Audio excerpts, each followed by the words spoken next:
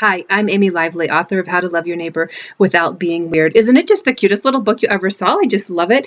And it's still weird for me to say that because I never thought I'd be writing a book. I thought I was just going out into my neighborhood to meet some new friends. And I'm so delighted that you also have the same urge to love your neighbor. Or if you're like me, maybe it was more like a battle as I fought with the Lord over should I really do this? How should I do this? Why should I do this? But he took me out of my living room and onto the streets of my neighborhood. I live to tell the tale, and I am just happy to share it with you. So thanks for coming on this journey with us and doing this with your small group, your Bible study, your book club, or maybe you're just doing it on your own. I'm here to do it with you. Also going to introduce to you my ministry partner, Sarah Edwards. Met her in the most amazing of ways. See, I was living in Ohio. I went down to Texas to speak. A woman who heard me speak in Texas later went to Alaska, and she sat on the plane with somebody from Georgia. So from Ohio to Texas to Alaska and back over to Georgia. That is how I was introduced to Sarah. And we talked for about a year. We had the same heart for the people living alongside of us. And so now Sarah has partnered with me to write this small group guides that go along with this book. And she also writes on her blog and social media. So you'll get to know her. She's a video as well. But God aligned our hearts, and He's going to align our hearts together as we do this study together and also align you with your neighbors. You'll see the brilliance of His plan in getting to know these people, why it works for them, why it works for us, why you need to. You might think that they need you, but actually you are going to figure out you need them as well.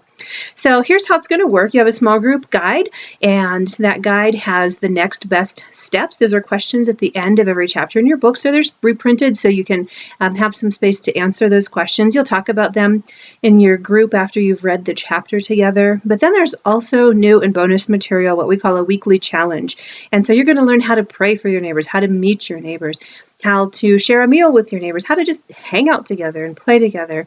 And this is going to end with a way for you to share your faith with your neighbors in a way that's very natural. It doesn't feel forced. It doesn't feel that you're pushing something upon them. It's just sharing your story of what Jesus Christ has done in your own life through His life, death, and resurrection. So we'll get to that point, and it will be a very natural way that you just won't even be able to hold it in as you tell the story of what God is doing in your own life. But I'll tell you, when Sarah and I got together and talked about what we had happened in our own neighborhoods, we identified some problems that we had faced, and you might relate with them as well. But this is the problem with loving our neighbor. Is first of all, for me, it was guilt. I just felt guilty. I mean, I knew this command was in there. I knew that Jesus had said it was the second most important command after loving God Himself. I knew that Jesus said that everything in the entire Bible could be summed up in just those two commands, love God and love your neighbor. And I was falling short on half of what He'd asked me to do. I loved God truly and deeply after a long time away from Him, but it wasn't extending out into my other relationships. And so I felt really guilty about that.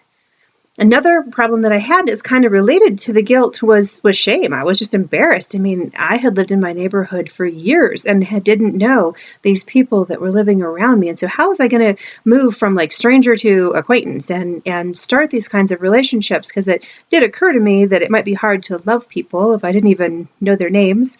But we'll get to that. There's a verse in Proverbs I love. It's Proverbs 14:9, and it says, "The godly acknowledge guilt and seek reconciliation." And so that guilt can be a good thing. It's that little tweak of your conscience that says, maybe I ought to go do something with these people that God has commanded me to love, and seek reconciliation in your own neighborhood. The shame, we can get over that. We can come up with ways, and we have dozens of ways for you to launch into conversations, just a couple of words at a time, to get to know your neighbors. But I'll tell you, my biggest problem in getting to know my neighbors and in moving into a relationship where I could truly care about them was laziness. And I'm only speaking for myself. You don't have to wear that badge if you don't want to. But I didn't have time. I didn't have the sense of urgency. I didn't have the priority in my life to make them part of my day.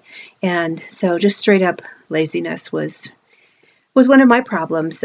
Love this verse in Hebrews. It's from Hebrews 6:11 and 12. And it says that if we don't love other people, that we will become spiritually dull and indifferent. And so if you're at a place in your walk with the Lord where you're just kind of feeling blah, that just whatever, and you're in a routine with your devotions and with your church, and you're just going through the motions and you're not finding the richness and the depth there, I just want to suggest that maybe if you step into relationships with other people and show them the great love that Christ has shown to you, you might find some of that lifted.